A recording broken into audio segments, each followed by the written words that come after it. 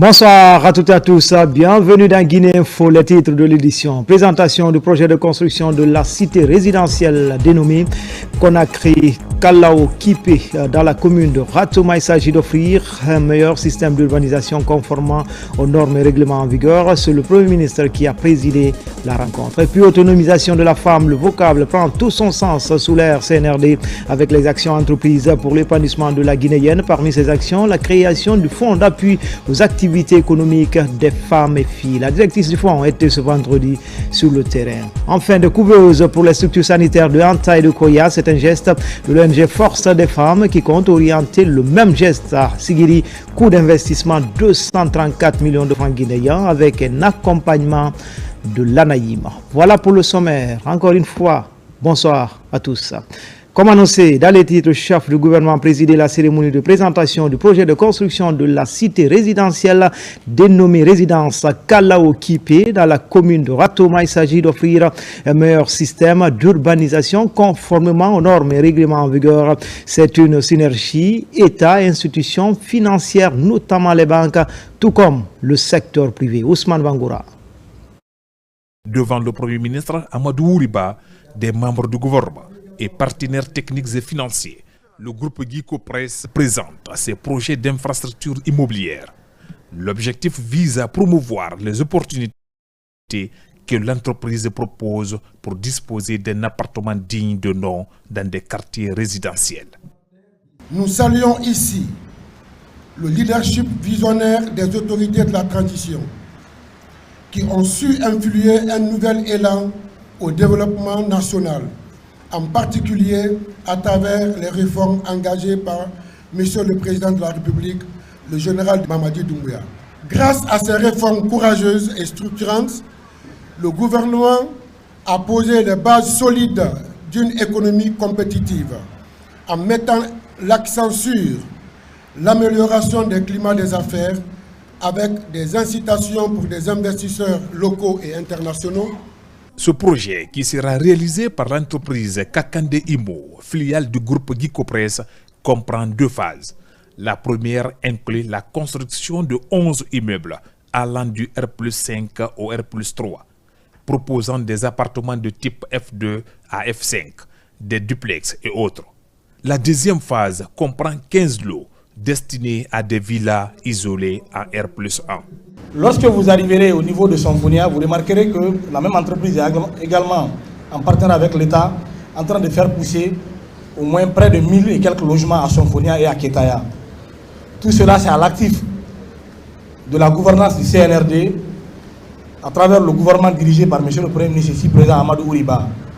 Les efforts que nous conjuguons en longueur de journée pour la récupération des domaines spoliés de l'État, nous faisons pour le peuple de Guinée. Dans un État quelconque, il ne peut pas y avoir un développement durable avec des investissements conséquents si ces trois acteurs ne se donnent pas la main. L'État a des obligations d'assurer une certaine sécurité juridique, d'assurer une possibilité de transmission en conformité avec le droit de la propriété, de protéger aussi bien la propriété publique que la propriété privée. Ça, c'est le rôle régalien de l'État. Dans ce contexte, le secteur bancaire a une mission essentielle. Cette mission essentielle, c'est de mettre à la disposition de notre secteur privé et du secteur privé les moyens de son développement. Cette initiative gouvernementale vise à doter la Guinée d'un système d'urbanisation respectueux des normes et des règlements en vigueur pour l'avenir. Deuxième réunion stratégique du Salon de l'investissement de l'immobilier des énergies pour l'Afrique. Le conclave regroupe les principaux acteurs de la Fédération nationale des constructeurs et promoteurs immobiliers de Guinée. En toile de fond, renforcer la synergie entre les parties prenantes et finaliser les préparatifs pour la participation guinéenne lors de cet événement prévu à Paris du 11 au 13 avril 2025. Souleymane Kamara. Paris accueille du 11 au 13 avril prochain le Salon de l'investissement, de l'immobilier et des énergies pour l'Afrique, CIMIA 2025. Un rendez-vous incontournable qui va mobiliser 10 pays africains et plus de 6000 visiteurs. La Guinée, en pleine refondation, ne peut manquer cette opportunité. En présence du ministre de l'Urbanisme et de l'Habitat, cette deuxième rencontre avec les acteurs du Salon de l'investissement, de l'immobilier et des énergies pour l'Afrique, CIMIA, et la Fédération nationale des constructeurs et promoteurs immobiliers de Guinée a permis de mettre en lumière les enjeux majeurs pour le secteur immobilier guinéen. Aujourd'hui, les opportunités également que la Guinée offre sur les questions d'investissement à l'horizon de la mise en œuvre du programme de développement socio-économique durable à Simandou 2040. Nous avons convié l'ensemble de ces promoteurs immobiliers afin de pouvoir aller en une seule équipe au nom du Rouge Jaune Vert de notre pays pour prendre part à ce salon, mais également présenter les potentialités socio-économiques de la Guinée, mais également présenter aujourd'hui tout ce que la Guinée offre comme possibilité d'investissement à tous les investisseurs du monde, aux opérateurs économiques, et vendre la destination Guinée en termes d'immobilier et de construction lors de ce salon qui se tiendra à Paris. Le CIMIA 2025 se présente comme une opportunité majeure pour la Guinée de se positionner dans le domaine de l'immobilier et des énergies en Afrique de l'Ouest. Nous avons un grand problème d'habitat dans notre pays, la construction, l'aménagement. Ce problème, il existe. Et aujourd'hui, les acteurs dans ce domaine sont en train de se retrouver, de s'organiser en fédération pour qu'ensemble, nous allons aider l'État pour sortir des bâtiments et des bâtiments modernes de terre pour inscrire notre pays sur le chemin du développement. La participation guinéenne au CIMIA 2025 sera une occasion de connecter la diaspora aux investissements dans les secteurs vitaux de l'immobilier et de l'énergie. Sous l'impulsion du ministre de l'Urbanisme et de l'Habitat, les acteurs locaux s'organisent déjà pour faire de cette participation guinéenne totale réussite. Dans le reste de l'actualité, après le drame de Kankan ayant occasionné la mort tragique de Dame Adama Konaté, poignardée mortellement par Bangali Traoré dans ce qui apparaît comme un crime passionnel, le garde des Sceaux a donné des instructions en vue d'un traitement diligent de la procédure. Dans une déclaration rendue publique, Yaya Kairabakaba dresse l'état d'avancement du dossier. Il est au micro de notre reporter Tierno Younoussaba. C'est avec une profonde consternation et une vive indignation que nous avons appris le drame survenu hier, 20 mars 2025, en début d'après-midi, dans la religieuse ville de Kankan. Adama Konaté, une femme d'une quarantaine d'années, a tragiquement perdu la vie, mortellement poignardée par Bangali Traoré dans ce qui apparaît comme un crime passionnel d'une gravité extrême. Ce féminicide, commis en pleine journée, interpelle notre société et nous rappelle douloureusement la nécessité de lutter avec la plus grande fermeté contre toutes les formes de violence faites aux femmes. Face à ce crime crapuleux, j'ai immédiatement donné des instructions fermes au parquet d'instance et général pour que cette affaire soit traitée avec la rigueur, la minutie et la diligence qu'elle requiert. Le présumé auteur, Bangali Traoré, a été interpellé aussitôt et se trouve actuellement sous main de justice. Une information judiciaire a été ouverte à son encontre par le procureur de la République près le tribunal de première instance de Kankan afin de faire toute la lumière sur les circonstances de cet odieux drame. Le ministère de la Justice et des Droits de l'Homme réaffirme son engagement à protéger chaque citoyenne contre la violence et à poursuivre sans relâche les auteurs de tels actes criminels venant troubler durablement l'ordre public. La justice sera rendue avec la plus grande fermeté dans le respect des principes du droit et des valeurs gouvernant notre République.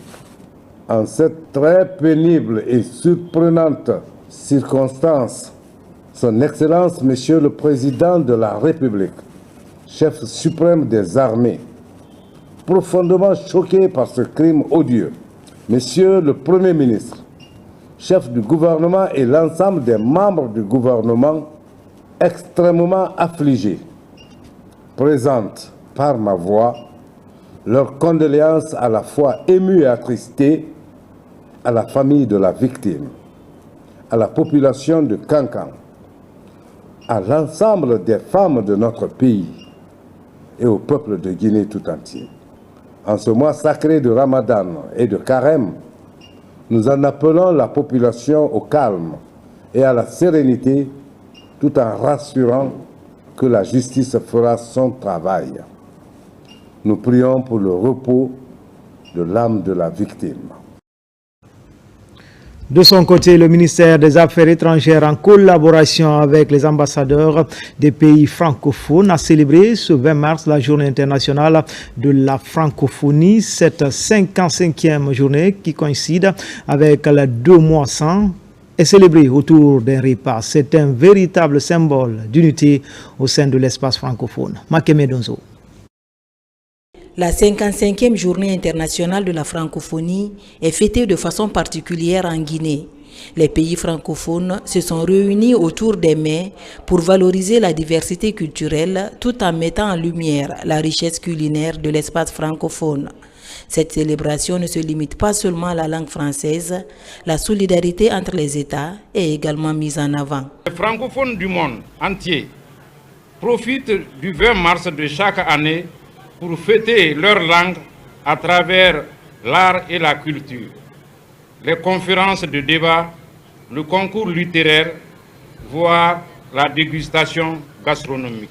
Placé sous le thème « Je m'éduque, donc j'agis », la francophonie compte s'investir dans la formation des citoyens afin de les outiller.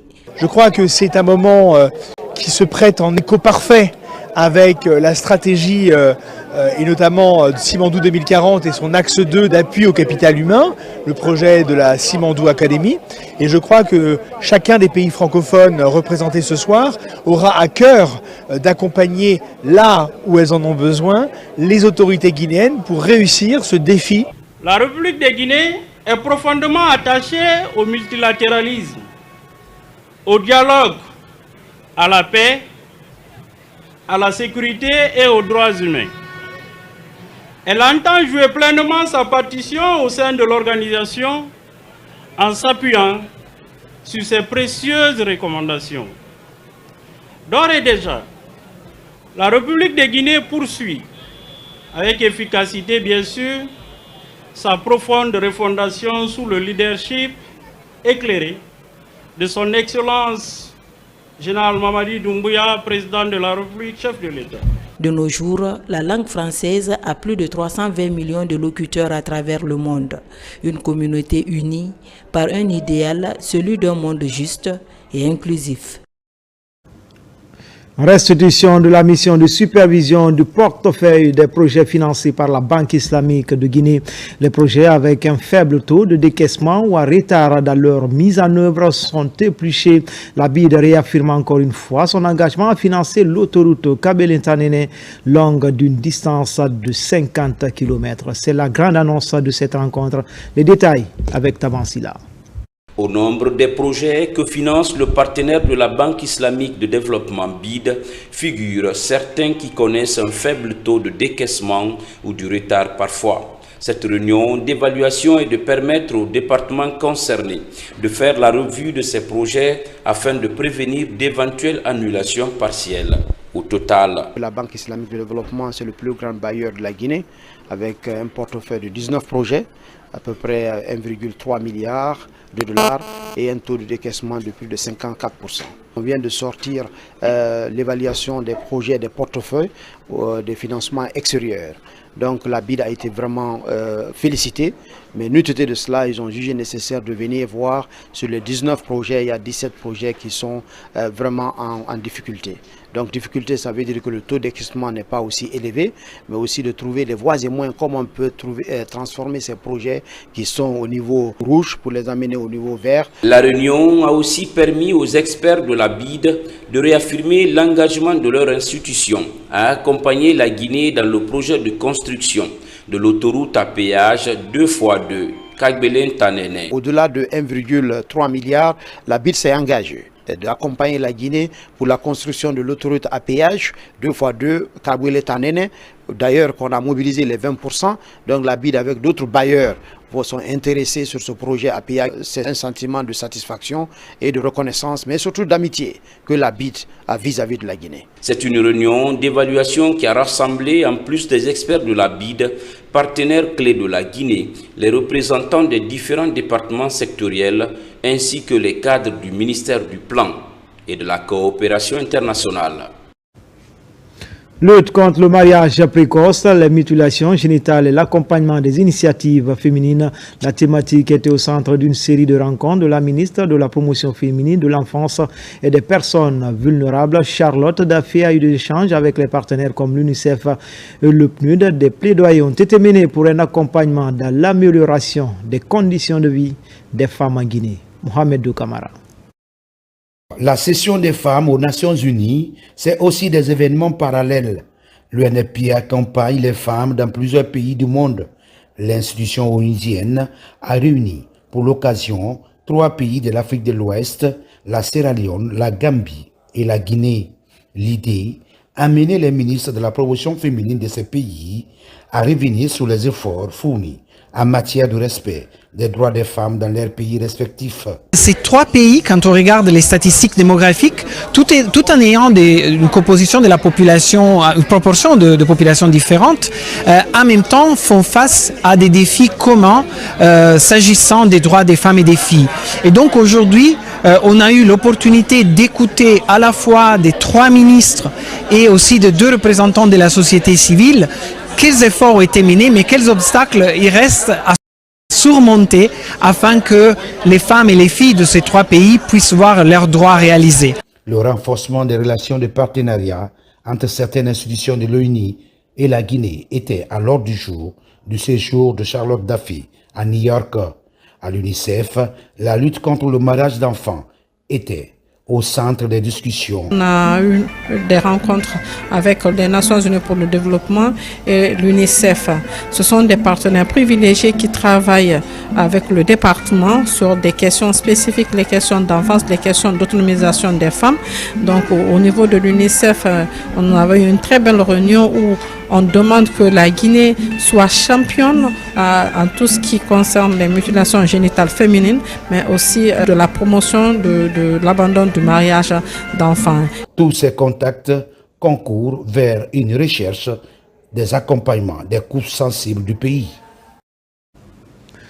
Dans l'actualité également, autonomisation de la femme, le vocable prend tout son sens sous l'ère CNRD avec les actions entreprises pour l'épanouissement de la Guinéenne. Parmi ces actions, la création du fonds d'appui aux activités économiques des femmes et filles. La directrice du fonds était sur le terrain pour écouter, mais surtout expliquer aux femmes les procédures d'obtention des crédits. Vous allez le voir, du marché Avaria au kilomètre 36, elles ont prêté une oreille attentive aux directives. Mamadou Saliouba et Jeanne Dounamou. Le marché Avaria de Madina, symbole du courage et de la participation des femmes à l'économie nationale.